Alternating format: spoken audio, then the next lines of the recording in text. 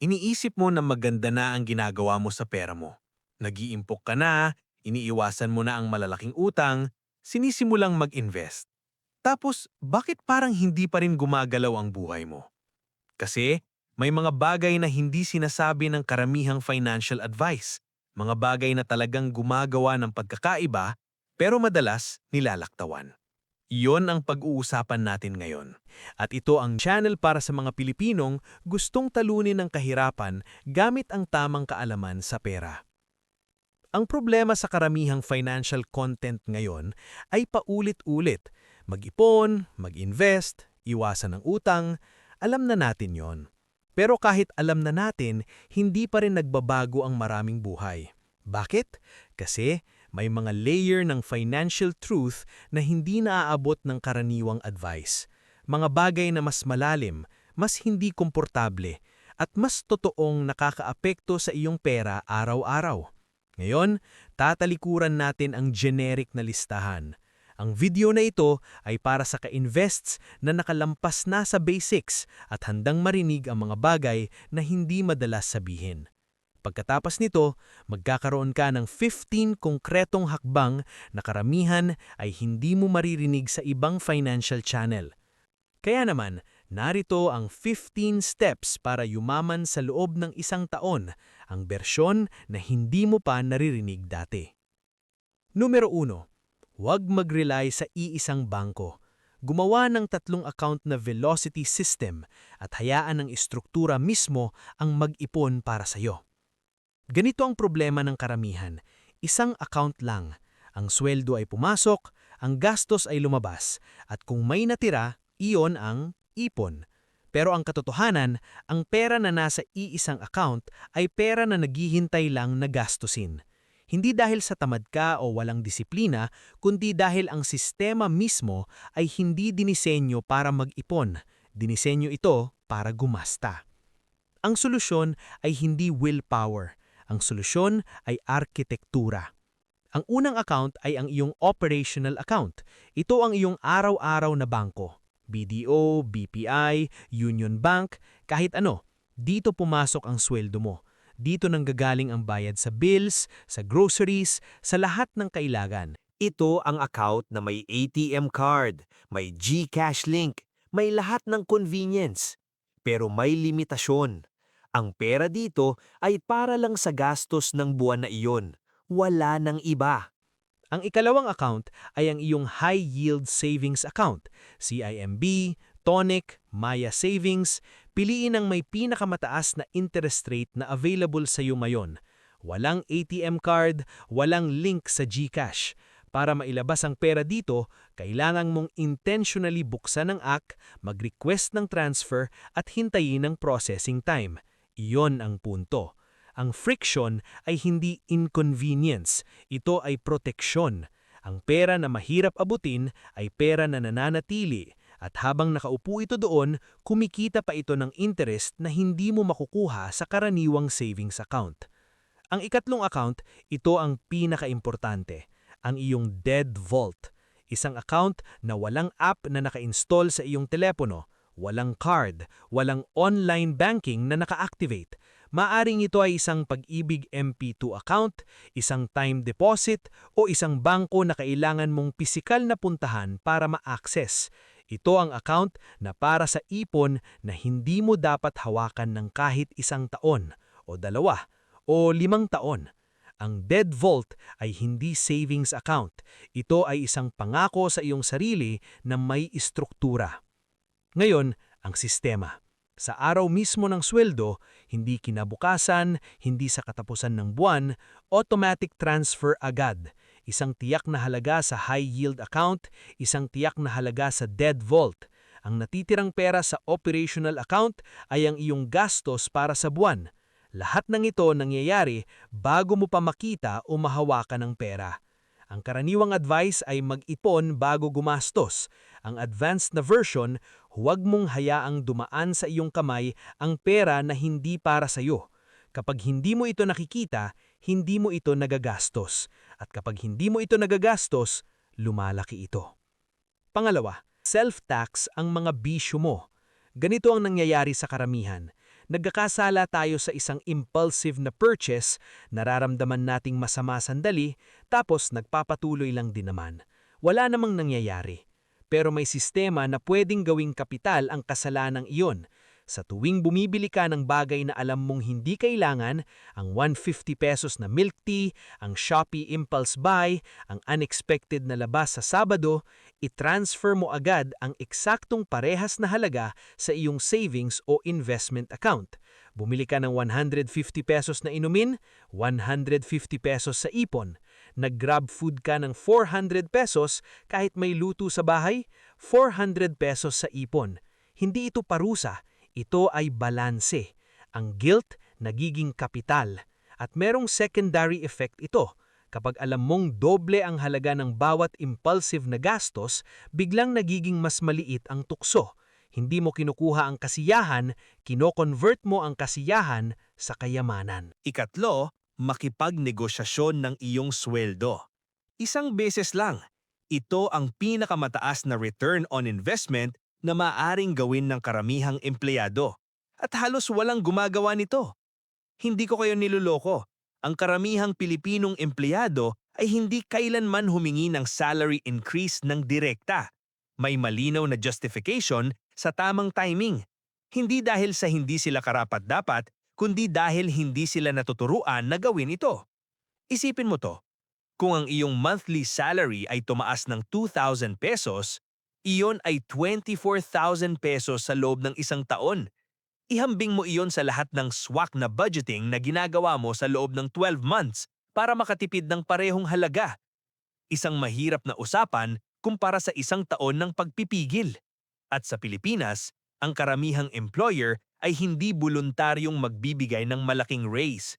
Kailangan itong hinihingi ng may respeto at ebidensya. Ang trabaho mo, ang mga naiambag mo, ang market rate ng iyong posisyon. Iyon ang iyong argumento. Gamitin mo. Ang isang maagap na desisyon ay nagbibigay ng mas malaking kita kaysa sa isang taon ng pagdadamot sa kape. Pang-apat, i-track ang iyong net worth, hindi lang ang iyong gastusin. Ito ang nakakatakot na parte para sa marami, kasi ang net worth ay nagpapakita ng totoo. Hindi lang kung magkano ang nagastos mo ngayong linggo, kundi kung lumalaki ba o lumiliit ang iyong kabuhayan sa paglipas ng panahon. May pagkakaiba ang budgeting at net worth tracking. Ang budgeting ay nagpaparamdam na lagi kang nagtatanggol. Binibilang ang bawat piso para hindi lumampas. Ang net worth tracking ay nagpaparamdam na sumusulong ka. Nakikita mo kung lumalaki ang iyong kabuhayan buwan-buwan. Ganito ito gagawin.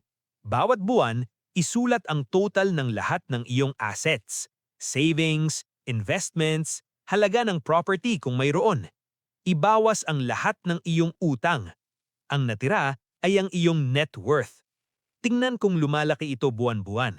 Kahit mabagal, kahit pakunti-kunti. Kapag nakita mo ang numerong iyon na pataas, kahit gaano kaliit ang kilos, nagbabago ang pakiramdam mo sa pera. Hindi ka na biktima ng iyong budget. Nagiging may-ari ka ng iyong financial story. Babalikan natin ang concept na ito sa ika-12 hakbang kasi may direktang koneksyon. Ikalima, Opportunity Fund. Hiwalay sa Emergency Fund. Pamilyar ba ito sa inyo? May pagkakataon na dumating, isang mababang puhunan na negosyo, isang online course na makakatulong sa iyong career, isang asset na nabibili ng mura. Pero wala kang cash na available kasi lahat ay nakalagak sa emergency fund na ayaw mong hawakan. Ang emergency fund ay defensive para sa mga bagay na hindi gusto na mangyari. Ang opportunity fund ay offensive para sa mga bagay na gustong mangyari pero hindi mo pa inaasahan. Kahit 5,000 pesos lang ang simula ng iyong opportunity fund, pera na alam mong maaaring gamitin para sa isang bagay na productive, hindi para sa crisis. Ang mga taong palaging nasa survival mode ay palaging napapalampas ang mga opportunity. Kasi kapag may dumating na magandang pagkakataon, sinasabi nila, gusto ko sana pero wala akong pang-risk. Ang oportunidad ay hindi naghihintay. Ika-6, huwag pamahalaan ang kung magkano ang pumasok. Pamahalaan ang kung kailan pumasok at lumabas ang pera. Ito ang hindi sinasabi ng karamihang financial advice tungkol sa cash flow. Ang problema ng karamihang Pilipino ay hindi laging kakulangan ng pera, kundi maling timing. Ang sweldo ay dumarating sa ikalimang biyas at katapusan ng buwan, pero ang mga bayarin, ang utang, ang mga gastos, hindi sila naghihintay ng maginhawang oras. Halimbawa, sweldo mo, agad na babawasan iyon ng credit card bill, Meralco, PLDT, utang sa kaibigan, groceries. Sa loob ng ilang araw, maliit na lang ang nakitira o wala na. Tapos sa susunod na sweldo, uulitin. Pakiramdam mo ay palagi kang kulang kahit may trabaho ka naman. Ang iniisip ng karamihan, kailangan ko ng mas malaking sweldo. Pero hindi iyon lagi ang tunay na problema. Minsan ang problema ay ang lahat ng lumalabas ay sabay-sabay, kaya parang ubos agad. Una, ilista ang lahat ng iyong regular na bayarin, kuryente, tubig, internet, amortization, insurance, subscriptions, kasama ang eksaktong due date ng bawat isa. Tingnan kung ilan sa kanila ay nagsasabay sa iisang linggo. Kapag nagsabay ang lahat ng due date sa iisang bahagi ng buwan, pakiramdam mo ay mauubos agad ang pera, kahit hindi naman talaga. Pangalawa, makipag-ugnayan sa iyong mga biller at hilingin ang pagbabago ng due date kung posible. Maraming utility companies at credit card providers ang nag-aalok ng opsyong ito. Isang tawag o email lang. Ang layunin ay ikalat ang mga bayarin. Ilan sa unang kalahati ng buwan, ilan sa ikalawang kalahati.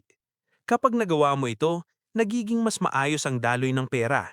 Hindi dahil mas marami kang kinikita, kundi dahil hindi na nagsasabay ang lahat ng lumalabas. Ikatlo, gumawa ng simpleng cash flow calendar. Hindi kailangang komplikado. Isang papel, isang spreadsheet o kahit notes app. Petsa sa kaliwa, pumasok o lumabas sa kanan. Kapag nakikita mo ang buong buwan sa iisang tingin, nababago ang iyong mga desisyon. Hindi ka na nagugulat sa gitna ng buwan. Hindi ka na nangungutang sa sari-sari store dahil biglang ubos ang pera. Alam mo na ng maaga kung kailan mangyayari iyon. At handa ka na. Ang matalino sa pera ay hindi lang nagtatanong ng magkano ang pera ko. Nagtatanong sila ng kailan ko kailangan ito at kailan ito darating. Ikapito, huwag mag-diversify ng maaga. Ito ang contra-intuitive na advice na ayaw marinig ng marami. At ito ang punto na karamihan ay nilalaktawan. Kaya huwag. Lahat tayo narinig na ang huwag ilagay ang lahat ng itlog sa iisang basket. Tama iyon, pero para sa mga taong may maraming basket na. Kung nagsisimula ka pa lang, ang pagkakaroon ng 10 iba't ibang investment accounts, 3 negosyo at 5 income streams ay hindi diversification. Ito ay distraction. Mas mabuting maging ekspertong investor sa isa, tulad ng FMETF or MP2, bago lumipat sa susunod. Mas mabuting panghawakan ng isang side income at palakihin ito bago lumagdag ng isa pa. Ang taong marunong sa isa ay mas malakas kaysa sa taong pangkaraniwan sa 10 bagay. Simulan sa isa, panghawakan, palakihin, pagkatapos ay palawakin. Ikawalo, puksain mo ang palista sa sari-sari store. Ito ay isa sa pinaka-hindi kinukwentuhan ng financial advice pero sobrang totoo sa buhay ng karamihang Pilipino. Ang palista ay parang walang interest na utang, pero ang katotohanan, ang convenience nito ay nagpapanatili sa iyo na patuloy na umuutang ng maliliit na halaga. 10 piso dito, 20 piso doon, 5 piso pang asin. Sa katapusan ng buwan, kung ito total mo ang lahat ng palista mo, marami sa ating mga naka-invests ay nagugulat sa numero.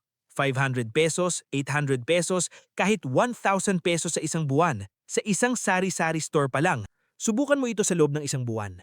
Bayad palagi, walang palista. Titignan mo kung magkano ang matitipid mo. Ikasyam, kumita sa dolyar, mamuhay sa piso. Pakinggan mo to. Ang pinakamalaking unfair advantage ng Pilipino sa pandaigdigang ekonomiya ay ang gap sa halaga ng piso at dolyar. Kung kumikita ka ng 50 pesos sa isang oras bilang empleyado, iyon ay mababa. Pero kung kumikita ka ng $5 sa isang oras bilang online freelancer, iyon ay higit sa 280 pesos sa kasalukuyang exchange rate. Parehong oras, parehong utak, magkaibang mundo ang resulta. Ang Upwork, Fiverr, remote work opportunities, foreign clients para sa social media management, virtual assistants, graphic design, content writing, lahat ito ay bukas para sa mga Pilipinong gustong gamitin ng internet bilang tulay patungo sa mas malaking kita. Hindi ito para sa lahat. Pero para sa mga may skill at may koneksyon sa internet, ito ang pinakamabilis na paraan para palakihin ang epektibong kita nang hindi nagpapalit ng trabaho. At ito ang direktang koneksyon sa ating ikatlong hakbang kanina. Ang negotiate ng sweldo ay para sa iyong pangunahing trabaho. Ang dolyar income ay para sa iyong susunod na antas. Ika-10. Lagyan ng label ang iyong pera. Ito ay sikolohiyang pinag-aralan ng mga ekonomista. Tinatawag itong mental accounting. Kapag may general savings account ka na may 20,000 pesos, madali itong gastusin kasi parang marami. Pero kapag ang 20,000 pesos na iyon ay nakalabel, 8,000 pesos, emergency fund, 7,000 pesos, anak school fund, 5,000 pesos, investment seed money. Biglang nagiging mahirap gastusin ang bawat bahagi. Parehong pera, magkaibang behavior. Sa digital banks tulad ng Maya o Tonic, mayroon kang kakayahang gumawa ng mga pockets o goals na may pangalan. Gamitin mo ito. Ang pera na may pangalan ay pera na may proteksyon. Ang pera na walang pangalan ay pera na naghihintay lang na gastusin. Ika-11. Bilhin mo muna ang iyong oras bago mo bilhin ang mga luho. Ganito ang iniisip ng mga taong nagiging mayaman at ng mga taong hindi. Ang mahirap ay gumagastos ng oras para makatipid ng pera. Ang mayaman ay gumagastos ng pera para makatipid ng oras. Hindi ito elitista, ito ay arithmetic. Kung ang iyong oras ay nagkakahalaga ng 200 pesos kada oras batay sa iyong sweldo at ang paglalaba ay tumatagal ng 3 oras, ang pagbabayad ng 150 pesos sa laundromat ay hindi luho. Ito ay 450 pesos na nakatipid.